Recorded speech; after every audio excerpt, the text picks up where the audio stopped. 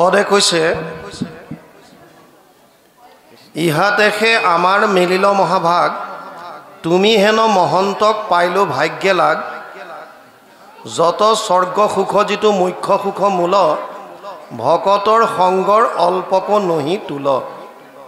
শৌনকে বৰ সুন্দৰ কথা এটা কৈছে ইহাতেহে আমাৰ মিলিল মহাভাগ তুমি হেন মহন্তক পাইলো ভাগ্যে লাগ।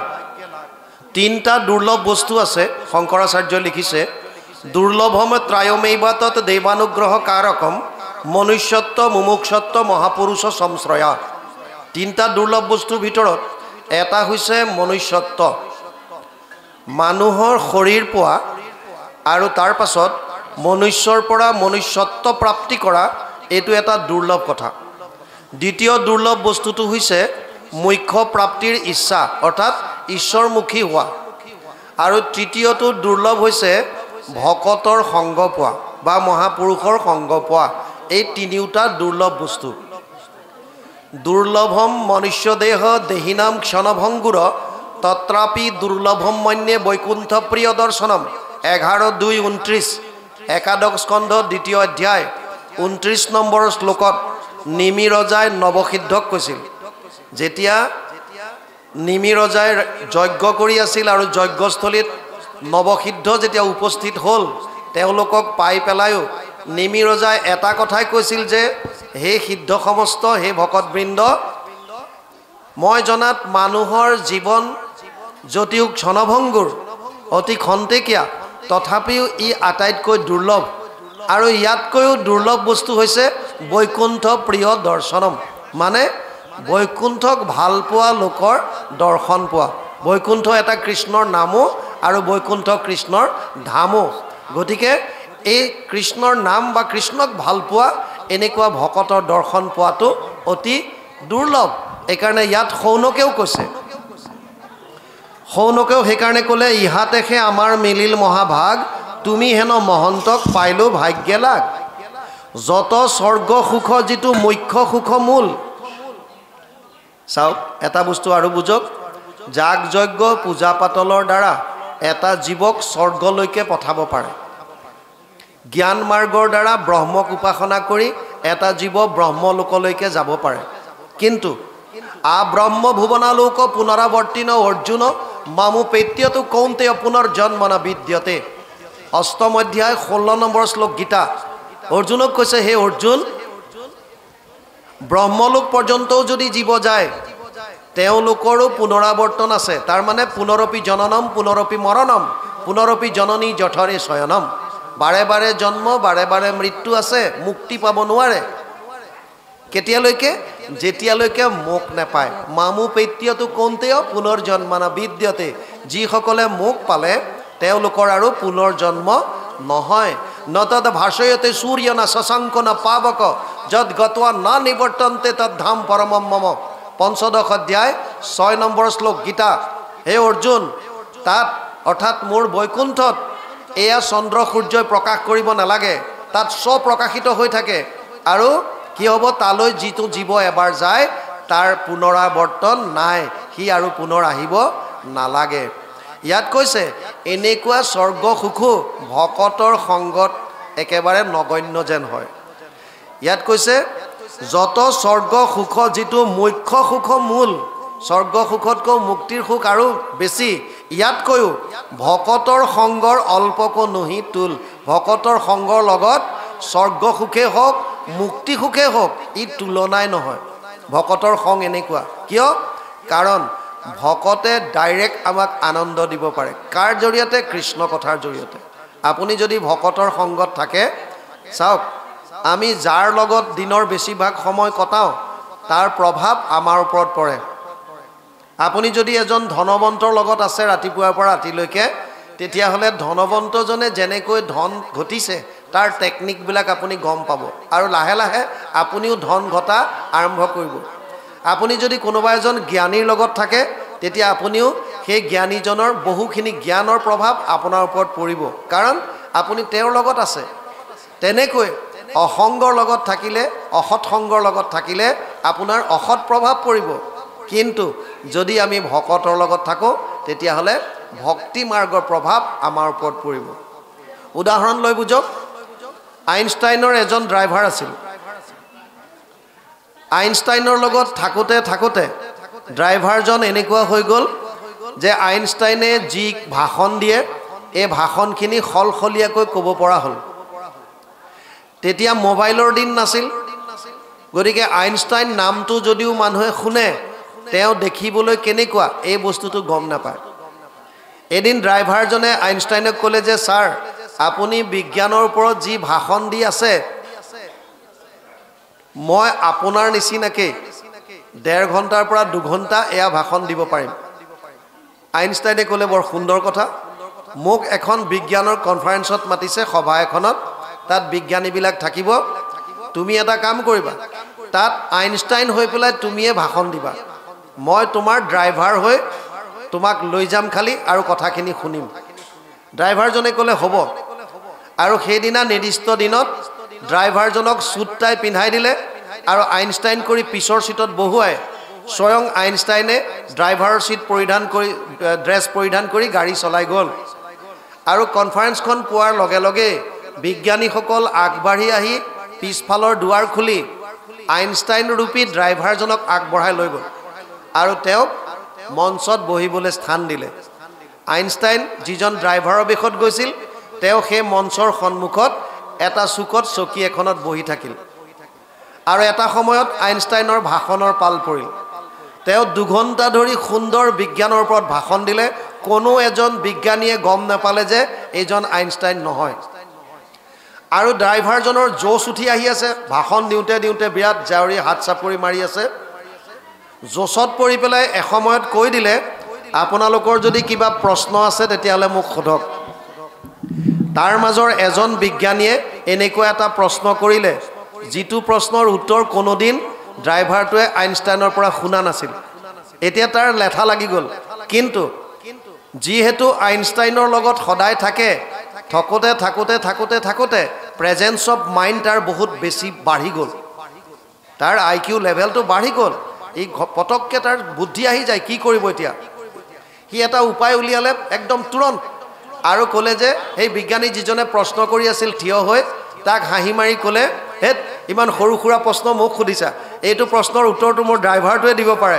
সেই বুলি ড্ৰাইভাৰজনলৈ দেখুৱাই দিলে মানে য'ত আইনষ্টাইন বহি আছিল আৰু আইনষ্টাইনজনে উঠি আহি আৰামত বিজ্ঞানৰ প্ৰশ্নটোৰ উত্তৰ সুন্দৰভাৱে দিলে কথাৰ তাৎপৰ্য হৈছে আমি কাৰ লগত দিনটো বেছিভাগ কটাইছোঁ অকল মানুহ বুলি নহয় সংগ আপুনি কাৰ লগত আছে আপোনাৰ গ্ৰন্থ হ'ব পাৰে আপুনি কেনেকুৱা গ্ৰন্থ দিনটোত পঢ়িছে আপোনাৰ মোবাইলটো হ'ব পাৰে আপুনি কোনবিলাক পৰ্টেল চাইছে কিহৰ বস্তুবিলাকত আপোনাৰ ইণ্টাৰেষ্ট বেছি মোবাইলটো বেয়া নহয় বহুতে কয় যে মোবাইল লৈ ল'ৰা ছোৱালী বেয়া হ'ল এইটো ভুল ধাৰণা চাকু এখনেই ডকাইতেও ব্যৱহাৰ কৰে ডাক্তৰেও ব্যৱহাৰ কৰে ডাক্তৰে কাৰোবাৰ পেট ফালি পেলাই অপাৰেশ্যন কৰি মানুহজনক বচায় আৰু ডকাইতে সেইখন চাকু কোনোবাৰ ডিঙিত ৰাখি পেলাই ধন টকা পইচা লুট কৰি লৈ যায় তে চাকুখনৰ কি দোষ আছে মোবাইলটো এনেকুৱা এটা বস্তু আপুনি দূৰত থাকিলে আপুনি ঘৰৰ পৰা কথা বতৰা পাতিব পাৰে এটা মই আহি থাকোতে বাটত ছোৱালীৰ লগত কথা পাতিছোঁ অলপ সময় ভিডিঅ'ত তাই দিল্লীত আছে গতিকে এইটো বেয়া বস্তু নহয় আপুনি ব্যৱহাৰ কেনেকৈ কৰিছে কেৱল মোবাইলৰ সহায়ত ভাৰতৰ আটাইতকৈ কঠিন পৰীক্ষা ইউপিএছচি এক্সাম য'ৰ পৰা IAS IPS সিলেকশ্যন হয় মোবাইলৰ যুগতে মানুহ ক্ৰেক কৰা মানুহ ল'ৰা ছোৱালীও এখন পৃথিৱীত এখন ভাৰতত আছে কেৱল মোবাইলৰ সহায়ত কিয় তাত বহুত বস্তু পায় আপুনি ব্যৱহাৰ কেনেকৈ কৰিছে আপোনাক হাত দুটা দিছে আপুনি কাৰোবাক হাত জোৰ কৰি কৃষ্ণ বুলি কৈছে নে কাৰোবাক আঙুলি টুৱাই গালি পাৰিছে এইটো আপোনাৰ কথা আপোনাৰ মুখত বাণী দিছে আপুনি কাৰোবাক আশীৰ্বাদ কৰিছে নে গালি পাৰিছে এইটো আপোনাৰ কথা আপোনাক ভৰি দুটা দিছে আপুনি কৃষ্ণৰ স্থানত আহে নামঘৰলৈ আহে নে বেশ্যালয়ত যায় আপোনাৰ কথা আপুনি ব্যৱহাৰ কেনেকৈ কৰিছে এই ব্যৱহাৰটো কেনেকৈ শিকিব আধ্যাত্মিক জ্ঞানৰ দ্বাৰা যেতিয়ালৈকে আমি আধ্যাত্মিক শিক্ষা নলম তেতিয়ালৈকে বস্তুবিলাক আমি গম নাপাম সেইকাৰণে মোবাইলটো বেয়া বস্তু নহয় মোবাইল ভাল বস্তু আপুনি কেনেকৈ ব্যৱহাৰ কৰিছে সংগ দিনটোত আপুনি যাৰ যেনেকুৱা সংগ লয় তাৰ প্ৰভাৱ আমাৰ ওপৰত পৰে মোবাইলটোত যদি বেয়া বস্তু চাই আছে সদায় যদি লাইট বস্তু চাই আছে কেৱল এণ্টাৰটেইনমেণ্ট কৰি আছে আপোনাৰ সময় মাত্ৰ গৈ থাকিব তাৰ পৰা একো লাভ নহ'ব কিন্তু মোবাইলত যদি আপুনি নিউজ চালে আপুনি ভাল ভাল কথা আপোনাৰ নিজৰ লাইনৰ বস্তুবিলাক পঢ়িলে আপুনি ভক্তি মাৰ্গৰ আজিকালি বিভিন্ন জেগাত আমি যেতিয়া যাওঁ আমাক কয় যে বাপ ভাগৱতৰ কথা আপোনালোকে অনুষ্ঠান কৰি দিয়ে এখেতসকল যি ইউটিউবাৰ আছে তেওঁলোকৰো ইয়াত কৃপা হয় সমাজৰ কাৰণে তেওঁলোকে এইবিলাক দি দিয়ে পাৰ্ট কৰি আৰু মানুহে চায় চোৱাৰ কাৰণে কি হৈছে ৰাতিপুৱা খোজ কাঢ়িবলৈ যাওঁতো মোবাইলটোত শুনি যাব পাৰে এঘণ্টা সময় খোজ কঢ়াও হ'ল কৃষ্ণৰ কথা শুনিলে কোনোবাই কবি বাৰীত খেতি কৰি আছে স্পিকাৰত ভাগৱতৰ দি দিলে ভাগৱতৰ কথা শুনি আছে আৰু বাৰীত কাম কৰি আছে কিচেনত কোনোবাই ৰন্ধন কৰি আছে আৰু ভাগৱতৰ কথা শুনি আছে তাৰ মানে মোবাইলটো বেয়া নহয় আপুনি সংগ কি দিছে তাৰ পৰা কি লৈছে এটো আপোনাৰ সুকিয়া কথা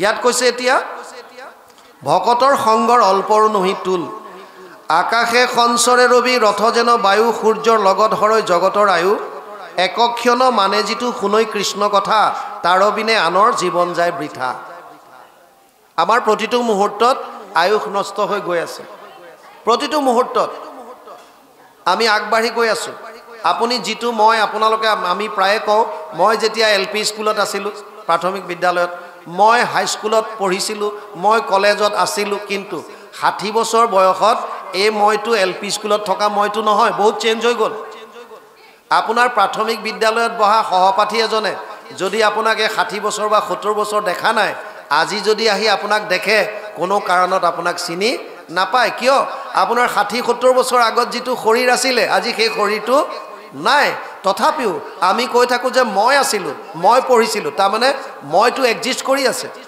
মই বস্তুটো একে আছে শৰীৰটো সলনি হৈছে ইয়াৰ পৰাও বুজা যায় যে মই শৰীৰটো নহয় মই হৈছো আত্মা এই শৰীৰটো মোৰ মই শৰীৰটোত সোমাই আছো এটো মোৰ শৰীৰ মই শৰীৰটো নহয় সেইকাৰণে এই মইটো এক্সিষ্ট কৰি আছে মইটো কিন্তু শৰীৰটো সলনি হৈ গ'ল প্ৰতিটো মুহূৰ্তত আমাৰ আয়ুষ হৰি গৈ আছে এই আয়ুষ ইয়াক সফল কৰিব পৰা উপায় এটাই চাওক জন্ম আৰু মৃত্যু এই দুটা নিশ্চিত ইয়াক কোনো সলনি কৰিব নোৱাৰে জাতস্য হি ধ্ৰুৱ মৃত্যু ধ্ৰুৱ জন্ম মৃতস্য চ তস্মাৎ অপৰিহাৰ্য অৰ্থে না ত্বম সূচিতুম অৰ্হসি গীতা 2য় অধ্যায় 27 নম্বৰ শ্লোক অৰ্জুনক কৈছে হে অৰ্জুন জন্ম ললে মৃত্যুটো নিশ্চিত আৰু মৃত্যু হলে পুনৰ জন্মও নিশ্চিত যদি মুক্তি নাপায় গতিকে ইয়াক লৈ দুখ কৰাৰ কোনো কাৰণ নাই জন্ম আৰু মৃত্যু দুইটা নিশ্চিত ইয়াৰ মাজৰখিনি সময়ক জীৱন বুলি কৈছে জন্ম আৰু মৃত্যু ইয়াৰ মাজৰ সময়খিনি কি কৈছে জীৱন এই জীৱনৰ সময়খিনি কাৰোবাৰ কাৰণে দীঘলীয়া হয় 100 বছৰ জীয়াই আছে কোনোবা 20 বছৰতে গ'ল কোনোবা 15 বছৰ কোনোবা জন্ম হৈ এই সময়টো কাৰোবাৰ বাবে দীঘলীয়া কাৰোবাৰ বাবে ছুটি কিমান দিন জীয়াই আছে এটো ডাঙৰ কথা নহয় জীয়াই থকা দিন কেইটাত আপুনি মনুষ্য জনম সফল কৰিবৰ কাৰণে কি কৰিলে এটো ডাঙৰ কথা এতিয়া ইয়াত ভাগৱতে কৈছে একক্ষণ মানে যিটো শুনৈ কৃষ্ণ কথা যদি এক ক্ষণো কোনোবাই কৃষ্ণৰ কথা শুনিছে তাৰ বিনে কি কৈছে তাৰ বিনে আনৰ জীৱন যায় বৃথা কৃষ্ণ কথা শ্ৰৱণ বিনে যদি আমি দিনবিলাক পাৰ কৰাই আছো তেতিয়ালে এই দিনবিলাক বিফলে যাব আহাৰ নিদ্ৰা ভয় মৈথুনাম চ সমানমিতত পশুভীৰ নৰনম চাৰিটা বস্তুত আমাৰ আৰু পশুৰ মাজত একো পাৰ্থক্য নাই কি চাৰিটা আহাৰ নিদ্ৰা ভয় আৰু মৈথুন মৈথুন মানে সংসাৰ বৃদ্ধি চাৰিটা কথাত আমাৰ আৰু পশুৰ মাজত একো পাৰ্থক্যই নাই মানুহক শ্ৰেষ্ঠ কিহে কৰিছে ধৰ্ম হি তেষাম অধিক বিশেষ ধৰ্মে না হিনা পশুভীৰ সমানম কেৱল ধৰ্মই মানুহক শ্ৰেষ্ঠ কৰি ৰাখিছে ধৰ্মহীন মানুহ পশুৰ তুল্য ধৰ্ম মানে কি এই হিন্দু মুছলমান শিখ ইসাই এইবিলাক ধৰ্ম নে নহয় এয়া একোটা সম্প্ৰদায় ধৰ্মটো বস্তুৰো আছে জুই ধৰ্ম আছে ই তাপ দিয়ে প্ৰকাশ দিয়ে আৰু সংস্পৰ্শত আহিলে জ্বলাই দিব এটো হৈছে জুই ধৰ্ম পানীৰ ধৰ্ম হৈছে শীতল ই নিম্নগামী তললে বৈ যায় প্ৰত্যেক বস্তুৰ ধৰ্ম আছে চেনিৰ ধৰ্ম আছে মিঠাপন যদি মিঠাপন চেনিয়ে নোহোৱা কৰি দিয়ে তেতিয়া হি চেনি হৈ নাথাকিব জুইত হাত দিলে যদি নজ্বলে জুয়ে যদি প্ৰকাশ দিব নোৱাৰে তাপ যদি দিব নোৱাৰে তেতিয়া জুইৰ অস্তিত্ব নাইকিয়া হৈ যাব তেনেকৈ মানুহৰো বিশেষ এটা ধৰ্ম আছে মনুস্মৃতিত কৈছে ধৃতি ক্ষমা দম অস্তেয় শৌচম ইন্দ্ৰিয় নিগ্ৰহ ধীৰ বিদ্যা সত্যম অক্ৰোধ দশকম ধৰ্ম লক্ষণম। মানুহৰ 10টা ধৰ্ম আছে, লক্ষণ কি আছে? ধৃতি, আমি কি ধাৰণ কৰি ৰাখিছোঁ আৰু ধাৰণ কৰাৰ যোগ্য কি, এইটোৱে হৈছে মানুহৰ 1 নম্বৰ ধৰ্মৰ মূল বস্তু। আমি কি ধাৰণ কৰি ৰাখিছোঁ, মনত কি পুহি ৰাখিছোঁ। যদি কোনোবাই ভাবিছে মই পুৰুষ, তেওঁ পুৰুষ। আপোনালোকে ভাবিব যে এইটো আকৌ ভাবিবলগীয়া কি আছে? আছে। এটা ল'ৰাই যদি সৰু এপা ভাবি থাকে মই ছোৱালী, মই ছোৱালী, আৰু তাৰ খোৱা বোৱা পিন্ধন উৰণ চলন ফুৰণ যত যিমান আচাৰ ব্যৱহাৰ ছোৱালীৰ দৰে যদি সি কৰে, কেৱল যদি মনত ভাবি থাকে মই ছোৱালী ছোৱালী ছোৱালী ছোৱালী, ডাঙৰ হ'লে এইখন দেশত এনেকুৱা ৰেকৰ্ডো আছে লিংগ পৰিৱৰ্তন কৰি সঁচাকে সি ছোৱালী হৈ গৈছে, সঁচাকে ছোৱালী হৈ গৈছে। কিয়? ভাবি ল'লে মই ছোৱালী। আপুনি কি বুলি ভাবিছে? শৰীৰ নে আত্মা? আমি সকলোৱে নিজক শৰীৰ বুলি ভাবিলোঁ। শৰীৰ বুলি ভবাৰ কাৰণেও আকৌ এজনে মই পুৰুষ এজন মহিলা, তাৰ মাজত আকৌ ভেদ আহিল। আকৌ তাৰ মাজত আমি ভেদ কৰিলোঁ এজন উচ্চ বৰ্ণৰ এজন নিম্ন বৰ্ণৰ, তাতো ভেদ আহিল। আকৌ তাত আমি ভেদ কৰিলোঁ যে এজন ধনী এজন দুখীয়া, এজনৰ লগত থাকিলে মোৰ ইজ্জত নাশ হৈ যাব। কিয়? দুখীয়া মানুহ। ধনী বেলেগ হৈ গ'ল, দুখীয়া বেলেগ হ'ল, উজনি বেলেগ হ'ল, নামনি বেলেগ হ'ল, পুৰুষ বেলেগ হ'ল, মহিলা বেলেগ হ'ল, ব্ৰাহ্মণ ক্ষত্ৰিয় বৈশ্য শূদ্ৰ সব ভাগ ভাগ হৈ গ'ল। আমি নিজে ভাগ কৰি পেলালোঁ। কিন্তু আচলতে মই কোন? মই আত্মা। আত্মাৰ কোনো ভাগ নাই। আপোনাৰ শৰীৰত যিটো আত্মা আছে, কুকুৰ শৃগাল গৰ্দভৰ আত্মা ৰাম জানিয়া সবাকো পৰি কৰিবা প্ৰণাম। একোৱে ভেদ নাই। যদি আমি তেনেকৈ দৃষ্টি কৰোঁ তেতিয়াহ'লে আমাৰ মাজত একো ভেদেই নাথাকিব। আমি সব এক, আমাৰ মাজত কোনো ভেদ নাই, আমি সব এক। যদি আমি নিজক আত্মা বুলি ভাবিব পাৰোঁ, কিন্তু নাই, আমিতো শৰীৰ বুলি ধাৰণ কৰি ল'লোঁ আৰু শৰীৰৰ ধৰ্মটোকে আমি নিজৰ ধৰ্ম বনাই পেলালোঁ। আমাৰ পৰিয়ালৰ লগত কেইজনমান মানুহক লৈ এখন সংসাৰ কৰি তেওঁলোকক সুখৰ কাৰণে বিভিন্ন ধৰণৰ আমি ধৰ্ম কৰিলোঁ। শৰীৰৰ ধৰ্মও আমি পালন কৰিবৰ কাৰণে কিছুমান দিছে লক্ষণ। এটা দিছে ক্ষমা। যদি আপুনি কাৰোবাৰ ওচৰত অপৰাধ কৰিছে তেতিয়াহ'লে আপুনি সাহস ৰাখক আৰু গৈ পেলাই ক্ষমা খোজক যে বাপ মোৰ দ্বাৰা ভুল হৈ গ'ল, মোক ক্ষমা কৰক। এইটো হৈছে ক্ষমা। আৰু যদি আপুনি কাৰোবাক কৰিবলগীয়া আছে তেতিয়াহ'লে তাক ক্ষমা কৰি দিয়ক। মনত পুহি ৰাখিব নালাগে। ধৃতি ক্ষমা দম, দম আৰু ইন্দ্ৰিয় নিগ্ৰহ দুটা একেলগে দিছে ইয়াত। এটা হৈছে মনৰ ওপৰত সংযম আৰু এটা হৈছে ইন্দ্ৰিয়ৰ ওপৰত দমন। অষ্টেয় বেলেগৰ বস্তু চুৰ কৰি ননা। আমাৰ এটা স্বভাৱ আছে, যিটো বস্তু ভাল পাওঁ তাক নিজৰ কৰি ল'ব বিচাৰোঁ। আমি যিটো বস্তুৱে ভাল পাওঁ তাক আমি নিজৰ কৰি লোৱাৰ এটা স্বভাৱ আছে। লাগিলে যেনেকৈ হওক এই বস্তুটো মোৰ ঘৰত থাকক। আমি বেলেগত উপভোগ কৰিব পৰা এইটো নাই। ৰিক্সাৱালা এজনে চাউল 3 বেগ লৈ গৈ আছিল আৰু যাওঁতে ৰাস্তাটো অলপ উঠা নমা, এপাকত এবস্তা চাউল ৰিক্সাৰ পৰা পৰি গ'ল। ৰিক্সাৱালাজনে গম নাপালে। ৰিক্সাৱালাজন গুচি যোৱাৰ পাছত গৰু এটাই দেখিলে আৰু সি আহি পেলাই বস্তাটো অকণমান কামুৰি কামুৰি ফালি তাৰ পৰা চাউল অলপ খালে আৰু খাই পেলাই গৰুটো আঁতৰ হৈ গুচি গ'ল। তাৰ পাছত কেইটামান ছাগলী আহিল, সিহঁতেও সেই ফটাৰ ফালে দিয়ে মুখ দি অলপ চাউল খালে, খাই গুচি গ'ল। তাৰ পাছত চৰাই চিৰিকটি অলপ আহিল, সিহঁতেও তাৰ পৰাই অলপ অলপ খালে, খাই খাই সব গুচি গ'ল। শেষত সেইটো বাটেদি এজন মানুহ আহিল। মানুহটোৱে কি কৰিব? গোটেই বেগটো উঠাই, কাৰণ আমাৰ স্বভাৱ হৈছে আমি যিয়ে বস্তু নাপাওঁ কিয় কেৱল ঘৰলৈ লৈ অহা, সঞ্চয় কৰা। এই বস্তুবিলাকত আমি সুখ আছে বুলি ভাবোঁ। সব যি পাওঁ আমি আটাইত উঠাই দিওঁ। যিটো লাগে সেইটো লোৱাত নহয়, আমি বেলেগৰ বস্তু আনিব বিচাৰোঁ। সেইটো কৈছে অষ্ট্ৰেয়। আৰু ধৰ্মই কৈছে বেলেগৰ বস্তু চুৰ কৰি আনিব নাপায়। ধৃতি ক্ষমা দম অষ্টেয় শৌচম পবিত্ৰতা। শৌচাম চ দ্বিবিধম প্ৰোক্তম বাহ্যম অভ্যন্তৰম তথা মৃজলাভ্যাম স্মৃতম বাহ্যম ভাৱ শুদ্ধি তথান্তৰম। 2 ধৰণৰ পবিত্ৰতা আছে। এক হৈছে বাহ্যিক আৰু এটা হৈছে ভিতৰৰ আভ্যন্তৰীণ। বাহ্যিক পবিত্ৰতাত আমি গুৰুত্ব দিছোঁ, ভাৰত চৰকাৰেও দিছে। স্বচ্ছ ভাৰত এটা আঁচনি ৰাখিছে। মাজতে এটা অনুষ্ঠানত এজন বিজেপিৰ বিধায়ক বহি আছিলে আমি তেখেতক অনুৰোধ কৰিছিলোঁ যে ময়ো ডিপাৰ্টমেণ্টত থাকোঁতে স্বচ্ছ ভাৰতৰ হকে কাম কৰিছোঁ কিন্তু আপুনি এতিয়া যিহেতুকে আছে এছেম্বলিত আপোনালোক যাব আমাৰ এটা অনুৰোধ আপুনি এছেম্বলিত ক'ব স্বচ্ছ ভাৰতত কেৱল বাহ্যিক পবিত্ৰতাত গুৰুত্ব দিছে আপোনালোকে এনেকুৱা এটা আঁচনি উলিয়াওক যিটো আঁচনিৰ দ্বাৰা সমাজৰ প্ৰতিজন মানুহৰ ভিতৰৰ শুদ্ধতা আহে মনৰ শুদ্ধতা আহে কাৰণ এখন সুন্দৰ সমাজ গঢ়িবৰ কাৰণে এটা সুন্দৰ মনৰ প্ৰয়োজন যদি মনটোৱে শুদ্ধ নহয় মনৰ মাজত যদি দুনিয়া ভৰৰ মলিনতা আছে তেতিয়াহ'লে বাহ্যিক যিমানেই পবিত্ৰতা হওক তাৰ পৰা বিশেষ লাভ নহ'ব সেইকাৰণে সুচিতাত পবিত্ৰতাটো হৈছে ধৰ্মৰ এটা লক্ষণ ঋতিক ক্ষমা দমো অস্তেয় শৌচম ইন্দ্ৰিয় নিগ্ৰহ ধীৰ বিদ্যা সত্যম অক্ৰোধ দশকম ধৰ্ম লক্ষণম কি ধ্যান কৰোঁ আমাৰ ধৈৰ্য শক্তি কিমান বিদ্যা কেনেকুৱা লৈছোঁ বৰ্তমান ছ'চিয়েল মিডিয়াত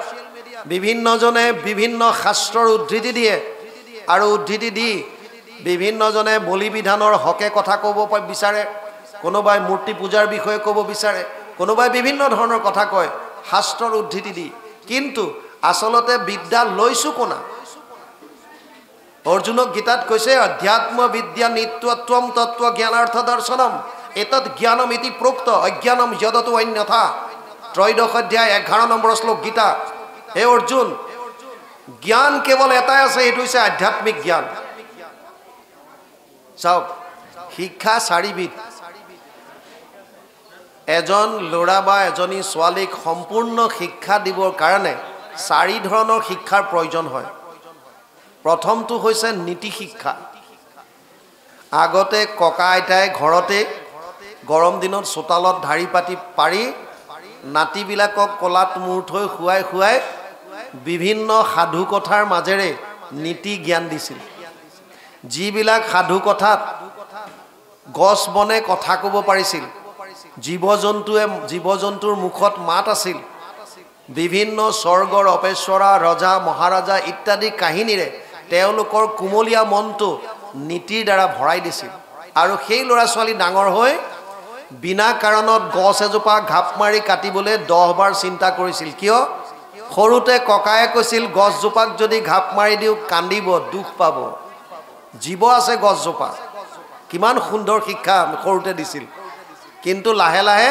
এইবিলাক নাইকিয়া হ'ল কিয় আমি পৰিয়াল কেন্দ্ৰিক হৈ গ'লো একেবাৰে মই মোৰ পত্নী মোৰ ল'ৰা ছোৱালী আমি বেলেগ সব তেনেকুৱা হৈ গৈ আছে গতিকে নীতি শিক্ষাৰ পৰা ল'ৰা ছোৱালীবিলাক আঁতৰ হ'ল 2 নম্বৰ হৈছে সামাজিক শিক্ষা এনে ধৰণৰ সামাজিক অনুষ্ঠানত যদি সকলো ল'ৰা ছোৱালীয়ে অংশ লয় যদি যুৱক যুৱতী যদি ইয়াত হুঁচ মাৰি যদি ধৰে এনেকুৱা প্ৰতিটো অনুষ্ঠানত যদি তেওঁলোক আহে তেতিয়াহ'লে তেওঁলোকে এনেকুৱা সামাজিক অনুষ্ঠানৰ পৰাই এখন সমাজ চলিবৰ কাৰণে কেনেকুৱা কি প্ৰয়োজন এই সমস্ত কথা তেওঁলোকে লাভ কৰিব পাৰিব এখন সমাজত কি ধৰণে কথা বতৰা ক'ব লাগে কেনেকুৱা সাজ পোছাক কেনেকুৱা হয় কি ধৰণে উঠা বহা কৰিব লাগে সমাজখন কেনেকৈ পৰিচালনা হৈছে এই সমস্ত কথা তেওঁলোকে গম পায় এখন সমাজৰ দ্বাৰা তৃতীয়টো হৈছে ব্যৱসায়িক শিক্ষা যিটো আপোনালোক বা আমি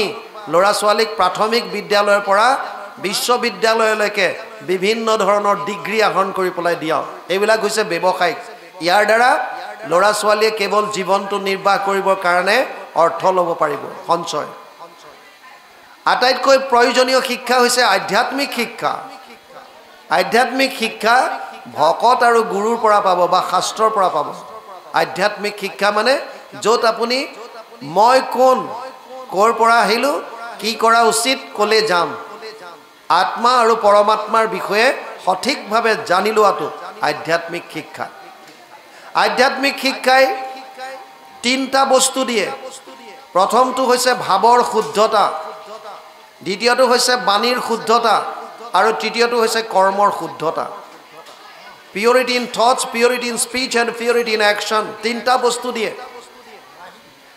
আটাইতকৈ প্ৰয়োজনীয় বস্তুটোৱে হৈছে ভাৱৰ শুদ্ধতা কিয় আমি সংসাৰত যিমান কৰ্ম কৰোঁ প্ৰত্যেকটো কৰ্ম আমাৰ কেৱল ভাৱৰ প্ৰতিস্ফলন আৰু আপোনালোকে জানি আচৰিত হ'ব মানুহৰ মনলৈ 24 ঘণ্টাত 1200ৰ পৰা 60,000টা চিন্তা আহে আমাৰ মনলৈ 24 ঘণ্টা বা এদিনত 1200ৰ পৰা 60,000টা ভাৱ আহে। আৰু ইণ্টাৰেষ্টিং কথা আৰু ইয়াৰ শতকৰা 80টা বেয়া চিন্তা, কেৱল 20টাহে ভাল চিন্তা। যদি আমি আধ্যাত্মিক শিক্ষা ল'ৰা ছোৱালীক নিদিওঁ তেতিয়াহ'লে ল'ৰা ছোৱালীবিলাক বিপথে যোৱাৰ সম্ভাৱনা বেছি। সেইকাৰণে প্ৰহ্লাদে দৈত্য শিশুসকলক কৈছিল কৌমাৰে আচাৰত প্ৰাজ্ঞ ধৰ্মান ভাগৱতানিহ দুৰ্লভ মানুষ দেহ তত্ৰাপি ধ্ৰুৱম অৰ্থদম 761 সপ্তম স্কন্ধ 6ষ্ঠ অধ্যায় 1ম শ্লোক। দৈত্য শিশুসকলক কৈছিলে এই শিশু সমস্ত কুমাৰ কালৰ পৰা ঈশ্বৰৰ ভক্তি কৰা। মানুহৰ জীৱনটো খন্তেকীয়া, কোন সময়ত পাৰ হৈ যায় ঠিক নাই। কুমাৰ কালৰ পৰা এতিয়াৰ পৰা ঈশ্বৰ ভক্তি কৰা। আধ্যাত্মিক জ্ঞানে প্ৰথমটো দিছে ভাৱৰ শুদ্ধতা, দ্বিতীয়টো হৈছে বাণীৰ পবিত্ৰতা। আমাৰ সমাজত বেছিবিলাক খেলি মেলিৰ সৃষ্টি হয় কথাৰ কাৰণে। আনকি ঘৰতো 4টা প্ৰাণী আছে, 4টা প্ৰাণীৰ ইটোৰ লগত সিটোৰ মাত বোল নাইকিয়া হয়। কিয়? কেৱল কথাৰ, কেৱল বাণী। বাণীত সংযম নাই। কাক কেনেকৈ কথা ক'ব লাগে, কোন সময়ত কেনেকুৱা ধৰণৰ কথা কোৱাটো প্ৰয়োজন, এয়া কথাখিনি আমি আলোচনা নকৰোঁ, শাস্ত্ৰৰ পৰা আমি বুজি নলওঁ। বাণীক বীণালৈ ৰূপান্তৰিত কৰিবলৈ কৈছে যাতে সংগীতৰ উদ্ভৱ হয়। আৰু যদি বাণীক কেনেবাকৈ বানলৈ ৰূপান্তৰিত কৰিলে তেতিয়াহ'লে কাৰোবাৰ অন্তৰত আঘাত দিব। আজি আপুনি যি পাত বান বেলেগৰ কাৰণে প্ৰহাৰ কৰিলে, এদিন সেই পাত বানেই ঘূৰি পেলাই আহি আপোনাৰ গাত লাগিব। কাৰণ ইয়াত বান পাত লুকাবলৈ জেগা নাই, পৃথিৱী ঘূৰণীয়া, চুক কোন একো নাই। যি পাত বান আজি বেলেগলৈ প্ৰহাৰ কৰিছে, এদিন সেই পাত বানে আপোনাৰ তালৈ আহিব। এইটোক সংস্কাৰ বুলিও কয়। সংস্কাৰ আমি যেনেকৈ আদৰ্শ ল'ৰা ছোৱালীক দিছোঁ, তেওঁলোকে সেইবিলাক আচৰণ আনিছে। আমি যেনেকুৱা দিওঁ, ল'ৰা ছোৱালীয়ে প্ৰতিটো মুহূৰ্তত আপোনাৰ মোৰ আদৰ্শখিনি চাই আছে। ল'ৰাই বিশেষভাৱে বাপেকক ৰোল মডেল বুলি ভাবে, আদৰ্শ, আৰু ছোৱালীয়ে মাকক আদৰ্শ হিচাপে লয়। এটা সুন্দৰ কাহিনীৰ দ্বাৰা বুজক। এখন গাঁৱত এহাল দম্পতী আছিল। দম্পতীহালৰ কোনো সন্তান নাছিল। আমাৰ যিটো বস্তু নাথাকে তাত আমি সদায় সুখ থাকে বুলি ভাবোঁ, এইটো আমাৰ এটা ভুল। মোৰ হাতত যদি এটা স্মাৰ্টফোন আছে, এণ্ড্ৰইড আছে, মোৰ লগৰটোৱে যদি এটা আইফোন আনিলে 80,000 1 লাখ টকা দি, মই মোৰ ফোনটোত সুখ নোপোৱা হ'ম। মোৰ হাতত যদি এখন বাইক আছে বা স্কুটি আছে 50,000 60,000 1 লাখ, লগৰটোৱে যদি 2.5 লাখ 3 লাখ টকাৰ এখন বাইক আনিলে মোৰখন বাইকত মই সুখ নোপোৱা হ'ম। কেনেকৈ সেইখন আনো? যদি এখন 10 লাখ টকীয়া গাড়ী মোৰ হাতত আছে, মোৰ প্ৰতিদ্বন্দ্বীগৰাকীয়ে যদি 15 লাখ টকাৰ গাড়ী আনিলে মোৰ 10 লাখ টকাৰ গাড়ীৰ সুখটো মই নোপোৱা হ'ম। কিয়? সেইটো কেনেকৈ তাত সেইখন গাড়ী কেনেকৈ লওঁ? যিটো বস্তু আমাৰ নাই তাত আমি সুখ আছে বুলি ভাবি জীৱনটো কেৱল দৌৰি দৌৰি শেষ কৰি দিছোঁ। আমাৰ মানুহৰ ভাৱ যে সন্তান হ'লেই সুখী হ'ব, ই সত্য নহয়। সন্তান হ'লেই মাক বাপেকে যে সুখ পাব ইয়াৰ কোনো গেৰেণ্টি নাই। সন্তানটো উগ্ৰসেনৰো আছিল কংস, সন্তান অংগৰো আছিল বেন, সন্তান আত্মদেৱৰ আছিল ধুন্ধকাৰী। এই চববিলাক সন্তানৰ কাৰণে বাপেকে অতি কষ্ট পাইছে। কংসই নিজৰ বাপেকক বন্দী কৰি থৈছিল, উগ্ৰসেনক। বেনৰ উৎপাত সহ্য কৰিব নোৱাৰি বাপেকে ঘৰ দুৱাৰ বাদ দি গুচি গৈছিল। আত্মদেৱ এজন ব্ৰাহ্মণ, পিতেক আছিল ধুন্ধকাৰী। ইমানেই অত্যাচাৰী হ'ল বাপেকে শেষত ঘৰ দুৱাৰ বাদ দি বনলৈ গুচি যাবলগীয়া হ'ল। মাকক ফলাখৰি, জুইত থকা এডাল ফলাখৰিয়ে কোবাই মূৰ ফালি দিবলগীয়া কৰিলে। শেষত কুঁৱাত জাপ দি পেলাই প্ৰাণ ত্যাগ কৰিলে। এয়া নিজৰ সন্তানৰ কাৰণে। শাস্ত্ৰত আছে এইবিলাক। এনেকুৱা অগণন ঘটনা আমাৰ হৈ আছে। কিন্তু আমাৰ এটা ইচ্ছা, যাৰ সন্তান নাই আমি ভাবোঁ যে সন্তান এটা হ'লে পৃথিৱীৰ আটাইতকৈ সুখী মানুহ হ'ম। এই দম্পতীহালে সদায় ঈশ্বৰৰ ওচৰত প্ৰাৰ্থনা কৰে, হে প্ৰভু কিবা এটা মোক কৃপা কৰি পেলাই সন্তানৰ মুখ দেখুৱাই দিয়া। আৰু এদিন তেওঁলোকৰ জীৱনলৈ এটি সন্তান আহিল। পিছে ল'ৰাটোৰ প্ৰাৰব্ধ ইমান ভাল নাছিল আৰু সেইকাৰণে সৰুৱে পৰা অসুস্থ হ'ল ৰাতি ৰাতি খুব জ্বৰ হয় মাকে ওৰে ৰাতি উজাগৰে থাকি ল'ৰাটোক কোচত ৰাখে শুৱাই নিদিয়ে বিছনাত কিজানি কষ্ট পাব এটা সন্তান কেনেকৈ তুলি তালি কিমান কষ্টৰ মাজৰে ডাঙৰ দীঘল কৰে এয়া কেৱল আইসকলে বুজি পায় সেইকাৰণে শাস্ত্ৰত কৈছে যত্ৰ নাৰী অস্তু পূজ্যন্তে ৰমন্তে তত্ৰ দেৱতা মনুস্মৃতিত কৈছে য'ত নাৰীৰ সেৱা কৰা হয় পূজা কৰা হয় সন্মান কৰা হয় তাতহে দেৱতাসকলে বাস কৰে আপুনি যিমানেই ধৰ্ম নকৰক কিয় যদি নাৰীৰ প্ৰতি দৃষ্টিকোণ বেয়া নাৰীক যদি মানসিকভাৱে শাৰীৰিকভাৱে যদি অত্যাচাৰ কৰি আছে তেতিয়াহ'লে আপোনাৰ দ্বাৰা কোনো ধৰণৰ ধৰ্ম হৈ থকা নাই মাকে সদায় উজাগৰে নিশা কটায় সন্তানটোক কোচত লৈ থাকে ঘামি জামি অৱস্থা নাইকিয়া হয় গৰম দিনত কিন্তু তথাপিও শুৱাই নিদিয়ে কিজানি কষ্ট পাব আৰু বাপেকজন খৰং খচং ওচৰত চকী এখন লৈ বহি থাকে বাপেকবিলাকে মৰম প্ৰকাশ কৰিব নাজানে প্ৰায়বিলাকে যেনেকৈ মাকে গালত চিকুটি ধৰি লুলু লুলু লালা লালা কৰে বাপেকবিলাকে এইবিলাক কৰিব নাজানে কিন্তু কি লাগে কাপোৰ কানি টকা পইচা কিতাপ পত্ৰ ইত্যাদি যত যি যোগাৰ দিব লাগে বাপেকে একদম নীৰৱে থাকি সম্পূৰ্ণখিনি যোগান দিয়ে মৰম হৃদয়ত বুকুত ভৰি থাকে প্ৰকাশ কৰিব নাজানে দিন আগবাঢ়িল বাপেকে গাঁঠিৰ ধন ভাঙি ল'ৰাটোক এজন উচ্চ শিক্ষিত যুৱক কৰি তুলিলে আৰু সময়ত তেওঁৰ লগত সম্বন্ধ গঢ়িবৰ কাৰণে বিভিন্ন ঠাইৰ পৰা বিভিন্ন সম্বন্ধ আহিল সম্পৰ্ক আহিল আৰু তেওঁলোকে এখন সম্ভ্ৰান্ত ঘৰৰ পৰা এজনী ছোৱালীক বোৱাৰী কৰি বিয়া কৰাই আনিলে মই সংস্কাৰৰ ওপৰত কৈ আছো শাহুৱেকে ভাবিছিল মই ল'ৰাটোক বাল্যকাল খুব কষ্ট কৰি উজাগৰে নিশা কটাই ডাঙৰ দীঘল কৰিছোঁ গতিকে ল'ৰাটোৰ ওপৰত সম্পূৰ্ণ অধিকাৰ মোৰ আছে মোৰ বোৱাৰী যিজনী আহিব এই বোৱাৰীজনীয়ে মোৰ মতে কাম কৰিব কিন্তু তেনেকুৱা নহ'ল বোৱাৰীজনী সম্ভ্ৰান্ত ঘৰৰ লগতে উচ্চ শিক্ষিত চাকৰি কৰে শাহুৱেকক গুৰুত্ব নিদিয়া হ'ল আপোনালোকৰ ইয়াত কেনেকুৱা নাজানো আমাৰ ফালে বিয়াৰ পাছত প্ৰথম বছৰ বোৱাৰীবিলাকক চন্দ্ৰমুখী বুলি কয় চন্দ্ৰমুখী মানে উৰণিখন খুব দীঘলকৈ লৈ থাকে আৰু মাতটো অতি মিঠাকৈ উলিয়াই কোমল ভাৱ খুব সুন্দৰ শুনা নুশুনাকৈ কথাকেইটা কয় যেনেকৈ চন্দ্ৰৰ শীতলতা তেনেকুৱাই হৈ থাকে গতিকে প্ৰথম বছৰ চন্দ্ৰমুখী বুলি কোৱা হয় দ্বিতীয় বছৰ অহাৰ লগে লগে বোৱাৰীয়ে কিছু প্ৰমোচন পায় আৰু সূৰ্যমুখীলৈ ৰূপান্তৰ ঘটে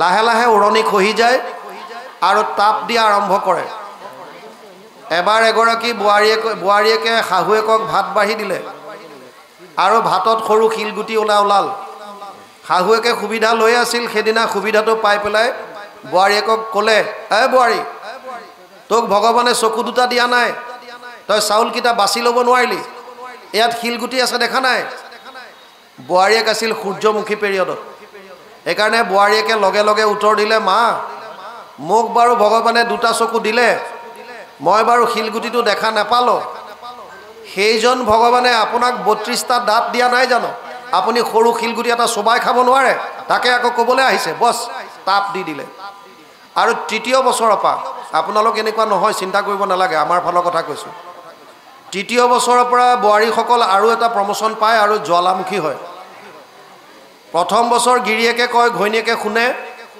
দ্বিতীয় বছৰ ঘৈণীয়েকে কয় গিৰিয়েকে শুনে আৰু তৃতীয় বছৰৰ পৰা দুইটাই কয় ওচৰ চুবুৰীয়াই শুনে আপোনালোক তেনেকুৱা নহয় আমাৰ ফালে দেখা কথা কৈছোঁ এই শাহুৱেকগৰাকীয়েও ভাবি আছিল মোৰ বোৱাৰী চন্দ্ৰমুখী হৈয়ে থাকিব পিছে নহ'ল জ্বালামুখীৰ দৰে হ'লগৈ আৰু এই মানসিক আঘাতটো শাহুৱেকে সহ্য কৰিব নোৱাৰিলে সদায় চিন্তা কৰি থাকে মই মোৰ ল'ৰাটোক কিমান কষ্টত তুলি তালি ডাঙৰ দীঘল কৰিছিলোঁ আৰু আজি সেই ল'ৰাটোৰ সম্পূৰ্ণ অধিকাৰ আন এজনী ছোৱালীয়ে লৈ ল'লে আৰু মোক গুৰুত্ব নিদিয়া হ'ল চিন্তা কৰোঁতে কৰোঁতে কৰোঁতে কৰোঁতে শাৰীৰিক বেমাৰ হৈ গ'ল চাওক চিন্তা আৰু চিতাৰ মাজত বেছি পাৰ্থক্য নাই চিন্তা আৰু চিতা চিতাই মৰাশ জ্বলায় আৰু চিন্তাই জীৱন্ত মানুহক জ্বলাই দিয়ে গতিকে চিন্তা কেতিয়াও নাথাকিব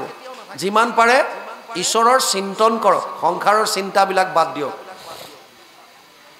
দিন আগবাঢ়িছে শাহুৱেকজনীয়ে মানসিক কষ্টত ভুগি ভুগি শাৰীৰিকভাৱে অসুস্থ হ'ল আৰু কিছুদিনৰ ভিতৰতে প্ৰাণ ত্যাগ কৰিলে এতিয়া ঘৰত আছে বাপেক পিতেক বোৱাৰীয়েক আৰু তেওঁলোকৰ জীৱনলৈ এটি কণমানি শিশু আহিছে মই সংস্কাৰৰ ওপৰত কথা কৈ আছোঁ কণমানিটো ডাঙৰ হৈ আহিছে আৰু বাপেক মানে বুঢ়াজন ককাওক বুঢ়া হৈ গৈ আছে মানুহ যেতিয়া বৃদ্ধ হয় জমৰ তিনিটা দূত আহে বুলি কয় জমৰ তিনিটা দূত আন একো নহয় কফ বাত আৰু পিত্ত তিনি ধৰণৰ বেমাৰ বৃদ্ধ অৱস্থাত এই তিনিটাৰ হয়তো তিনিওটা বেমাৰো আহিব পাৰে আৰু নহ'লে ইয়াৰ যিকোনো এটা আহিব পাৰে মানুহজনৰ কফ বেমাৰটোৱে পালে কাহি থাকে ৰাতিটো তেওঁলোকৰ ৰুম দুটা ওচৰা ওচৰি আছিল আগতে মাক বাপেক কাষত থাকে ইফালে পিতেক বোৱাৰীয়েক থাকে মাক ঢুকুৱাৰ পাছত বাপেক অকলে থাকে এতিয়া বাপেকৰ কাহ হোৱাৰ লগে লগে ওৰে ৰাতি কাহি থাকিবলৈ ল'লে টোপনি নাযায় এদিন বোৱাৰীয়েকে গিৰিয়েকক কৈছে শুনা তুমি আৰু মই দিনটো আমি চাকৰি কৰি আহোঁ দুখে ভাগৰে ঘৰটোত সোমাওহি কিন্তু ৰাতি আমি শুব নোৱাৰোঁ কাৰণ তোমাৰ দেউতাৰে ৰাতিটো কাহি থাকে সেইকাৰণে তুমি এটা কাম কৰা তোমাৰ দেউতাক আমাৰ যিটো বাৰান্দাৰ আগফালে সৰুকৈ ৰুম এটা আছে য'ত কাম কৰা মানুহ দুনু কেতিয়াবা আহিলে আমি থাকিবলৈ দিওঁ সেই ৰুমটোলৈ শিফ্ট কৰাই দিয়া আৰু সেইজন ল'ৰাই যিজন ল'ৰাক ডাঙৰ দীঘল কৰিবৰ কাৰণে মাক বাপেকে উজাগৰে বহু নিশা কটাইছিল সেইজন ল'ৰাই পিছদিনা ৰাতিপুৱা বাপেকক কৈছে যে দেউতা তই ৰাতিটো কাহি থাক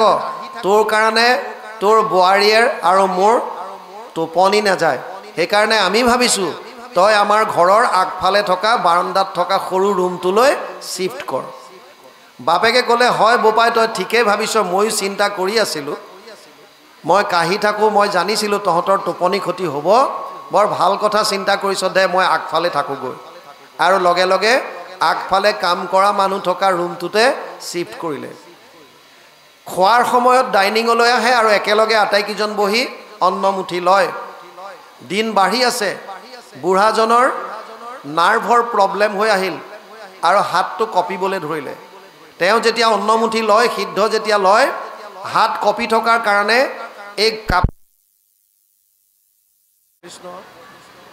আমি কৈ আছিলোঁ বুঢ়াজনে খোৱাৰ সময়ত ভিতৰলৈ আহে নাৰ্ভৰ প্ৰব্লেম হোৱাৰ কাৰণে হাত কঁপে আৰু হাত কঁপাৰ কাৰণে দালি ভাজি চব গাতে পৰে কাপোৰত পৰে বোৱাৰীজনীয়ে এদিন ক'লে গিৰিয়েকক যে শুনা মই তোমাৰ দেউতাৰ লগত ভাত খাবলৈ ঘিণ লাগে মোৰ কিয় এই দেউতাৰে তুমি ভাত খাওঁতে গোটেইবিলাক কাপোৰে কানিয়ে পেলায় গতিকে মই এইজন মানুহৰ লগত খাব নোৱাৰোঁ এটা কাম কৰোঁ দিয়া কি আমি দেউতাৰ খানাটো ভোজনটো তালৈকে দি দিম সেই ৰুমলৈকে দি দিম ভিতৰলৈ অহাৰ কোনো প্ৰয়োজন নাই আৰু বুঢ়াজনক ক'লে গৈ পিতেকে দেউতা তই ভাত খাওঁতে তোৰ গোটেই কাপোৰে কানিয়ে ভাত দালি ইত্যাদি পৰে আৰু বোৱাৰীয়েৰৰ ঘিণ লাগে সেইকাৰণে আজিৰে পৰা তোৰ ভাতকেইটা ইয়াতে আনি দিম তই ভিতৰলৈ যাব নালাগে বুঢ়াজনৰ বুজিবলৈ বাকী নাছিল যে লাহে লাহে মোক মোৰ ল'ৰা আৰু বোৱাৰীয়ে ঘৰৰ পৰা বাহিৰলৈ আনি আছে দিন আগবাঢ়িছে কণমানিটো ডাঙৰ হৈ আহি আছে আৰু এদিন এই কণমানিটো 5 বছৰত ভৰি দিলে লগে লগে ঘৰত এটা পাৰ্টি এৰেঞ্জ কৰিলে আজিকালি প্ৰায়বিলাকে বাৰ্থডে পাৰ্টি পাতে জন্মদিনটো নাইকিয়া হ'ল বাৰ্থডে পাৰ্টি পাতিলে লগৰবিলাকক নিমন্ত্ৰণ দিলে আৰু বোৱাৰীয়েকে আহি শহুৰেকক ক'লে যে দেউতা আমাৰ আজি পাৰ্টি হ'ব সন্ধিয়া মোৰ লগৰ ফ্ৰেণ্ডবিলাক আহিব যেতিয়ালৈকে পাৰ্টি হয় তেতিয়ালৈকে আপুনি যেন ৰুমটোৰ পৰা নোলায়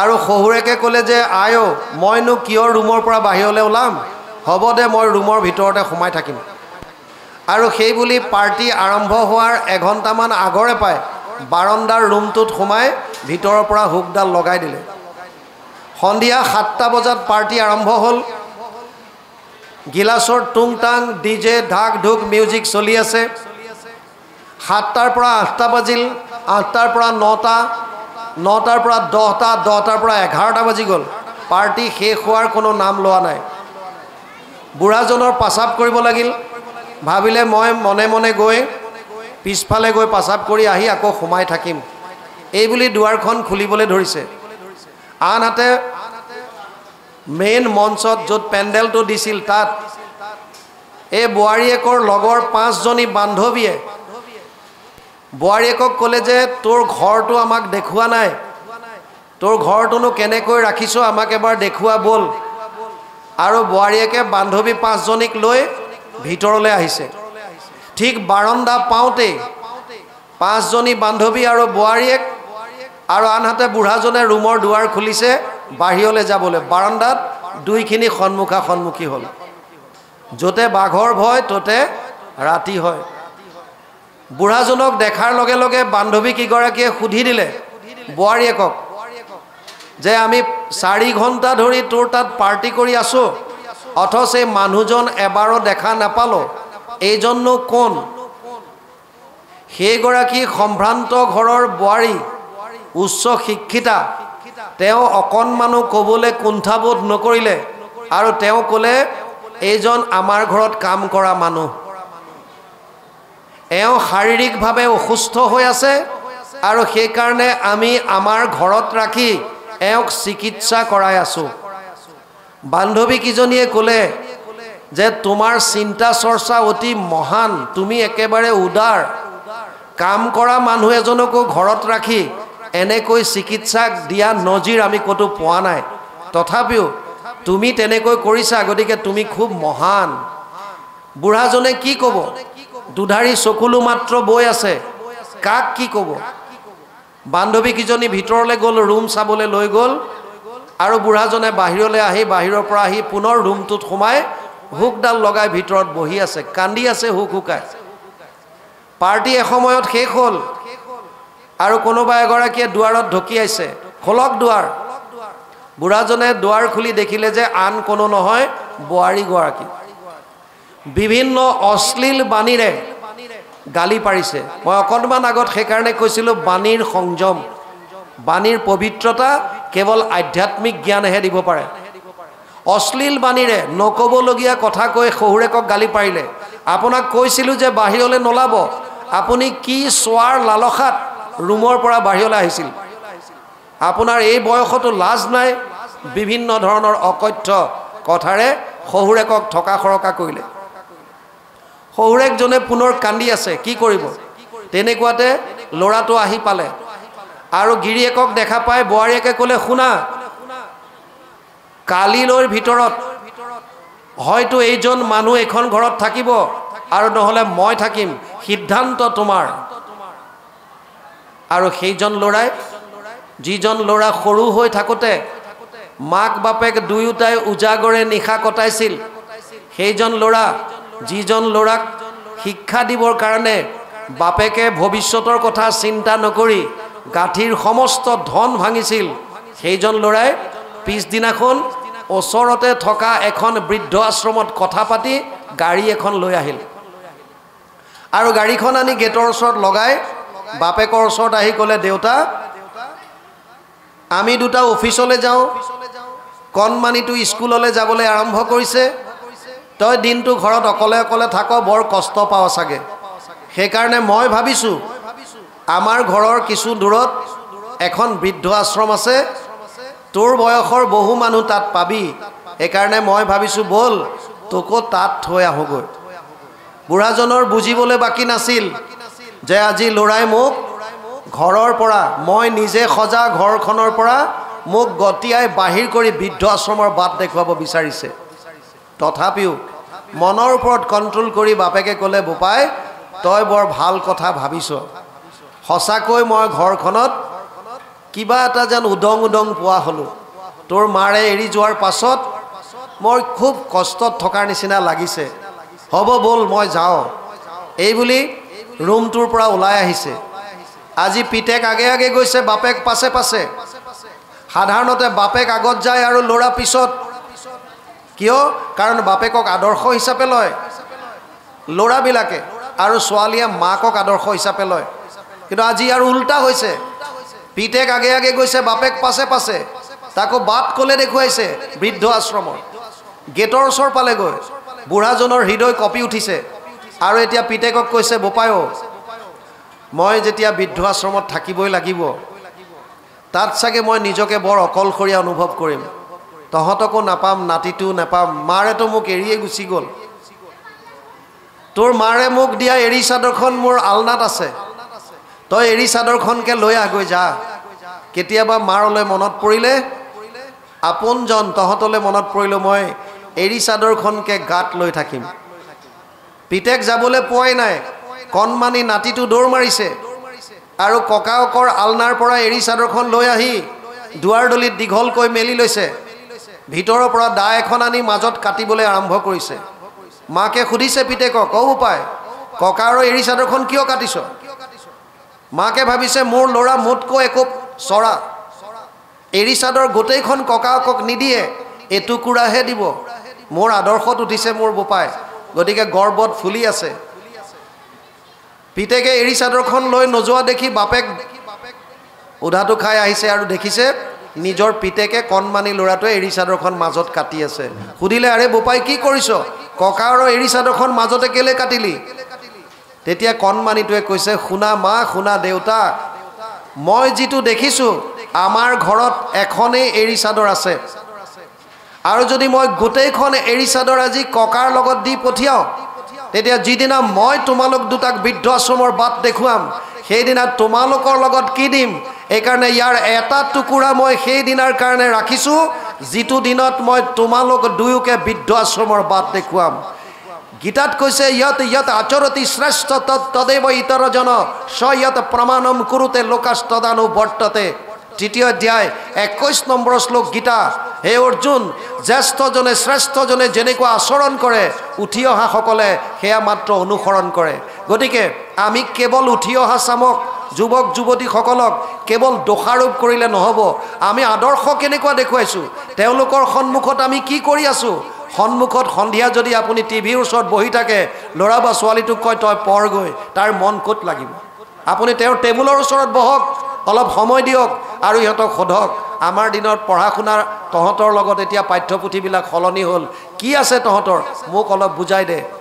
ল'ৰা ছোৱালীয়ে উৎসাহেৰে পঢ়াত ইণ্টাৰেষ্ট ল'ব, আপোনালোকক বুজাবলৈ ধৰিব। আমাৰ দিনত এনেকুৱা হৈছে, স্কুলত আজি মোৰ এনেকুৱা হ'ল তেনেকুৱা হ'ল, বিৰাট উৎসাহ আহিব।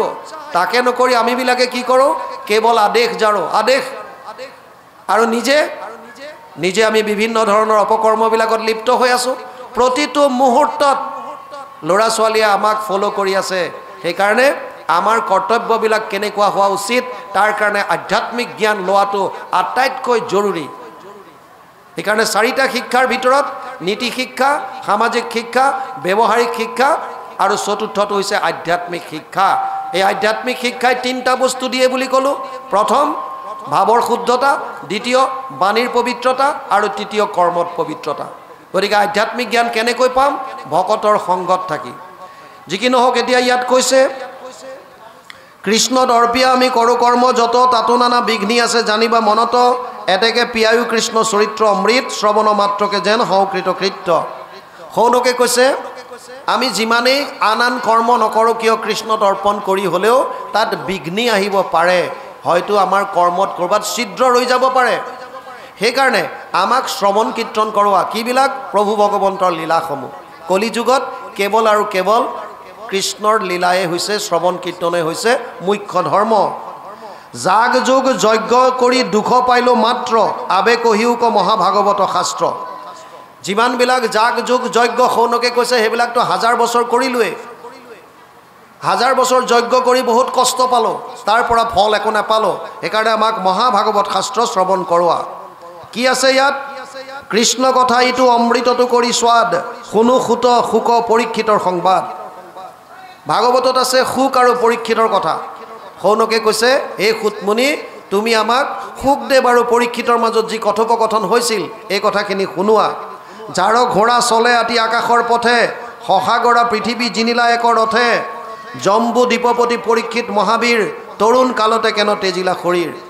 যাৰ ঘোঁৰা আকাশৰ পথে যায়, ইমান বীৰ, গোটেই শশাগৰা পৃথিৱী যাৰ কণ্ট্ৰলত আছিল, যি জয় কৰি ৰাখিছিল, সেইজন জম্বুদ্বীপপতি ভাৰতবৰ্ষৰ আগতে নাম আছিল জম্বুদ্বীপ তাৰপিছত আছিল অজান গৰ্ভ এতিয়া ভাৰতবৰ্ষ হৈছে ভৰতৰ নামৰ পৰা ভাৰত জৰ ভৰতৰ কথা আমি পাম ইয়াত আপোনালোকে পাব জৰ ভৰত সেই তেওঁৰ পৰা আমাৰ দেশখনৰ নাম ভাৰতবৰ্ষ হৈছে বুলি কয় আৰু কিছু কিছু গ্ৰন্থত আছে